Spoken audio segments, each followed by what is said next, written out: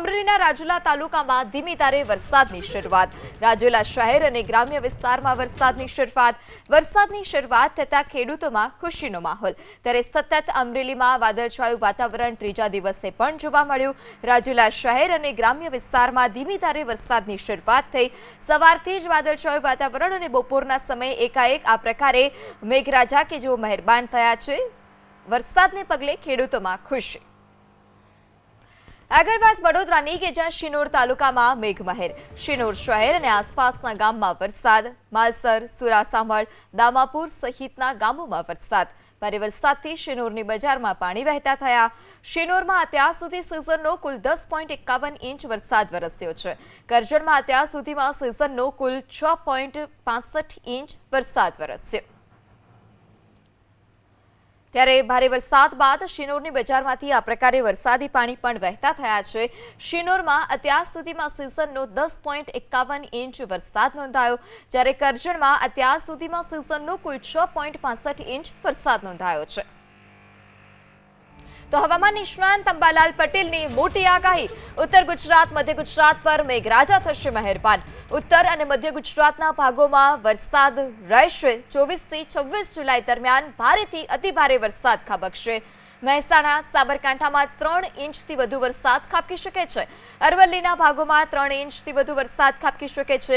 અમદાવાદ, વડોદરાના ભાગોમાં વરસાદની શક્યતા। વડોદરા, આણંદના મોટાભાગના ભાગોમાં ભારે વરસાદની શક્યતા છે, જ્યારે વડોદરા આસપાસના ભાગોમાં 4 ઇંચથી વધુ વરસાદ રહેશે। જો સિસ્ટમ મજબૂત હશે તો 6 ઇંચ કે તેથી વધુ વરસાદ ખાબકી શકે છે। ઉત્તર મધ્ય ગુજરાતના ભાગોમાં પણ વરસાદથી ભાગો તરબોળ થશે। કચ્છના ભાગોમાં ભારે વરસાદી ઝાપટા રહી શકે છે। ઉત્તર સૌરાષ્ટ્રના ભાગોમાં હળવાથી ભારે વરસાદી ઝાપટા રહેશે। રાજકોટ, સુરેન્દ્રનગર, મોરબીમાં હળવાથી ભારે વરસાદી ઝાપટા પડી શકે છે। દક્ષિણ સૌરાષ્ટ્રના ભાગોમાં 4 ઇંચથી વધુ વરસાદની શક્યતા છે। ગીર સોમનાથ, અમરેલી, ભાવનગરમાં પણ વરસાદ ખાબકી શકે છે। દ્વારકા, પોરબંદર, જામનગરમાં 2-3 દિવસમાં 4 ઇંચ સુધીનો વરસાદ ખાબકી શકે છે। જે 22 તારીખ આસપાસની સિસ્ટમ બને છે તે ગુજરાતમાં લગભગ વરસાદ તારીખ 24, 25 અને 26 તારીખમાં લાવવાની શક્યતા રહેશે। જેમાં ઉત્તર ગુજરાતના ભાગો, મધ્ય ગુજરાતના ભાગો, કચ્છના ભાગોમાં ભારે વરસાદ થવાની શક્યતા રહેશે।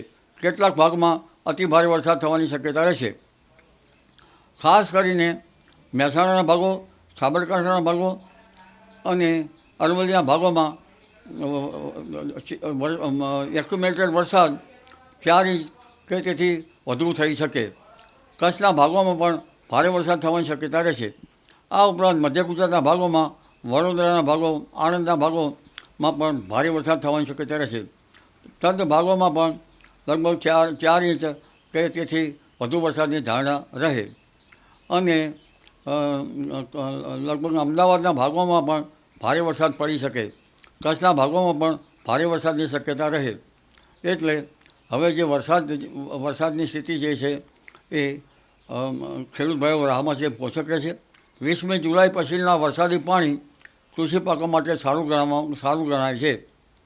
આ ઉપરાંત પશ્ચિમ સૌરાષ્ટ્રના ભાગોમાં જ્યાં વરસાદ બરાબર થયો નથી તેવા દ્વારકાના ભાગોમાં, પોરબંદરના ભાગોમાં અને જામનગરના ભાગોમાં એક્યુમ્યુલેટેડ વરસાદ લગભગ 4 ઇંચ જેવો થઈ શકે।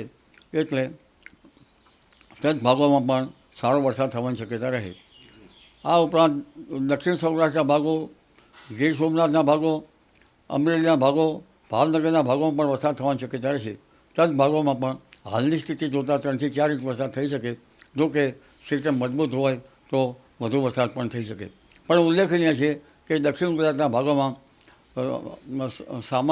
સામાન્ય રીતે મહત્તમ વરસાદ એક્યુમ્યુલેટેડ 8 ઇંચ કે તેથી વધુ વરસાદ થવાની શક્યતા રહેતાં નાની નદીઓમાં પૂરની સ્થિતિ રહી શકે।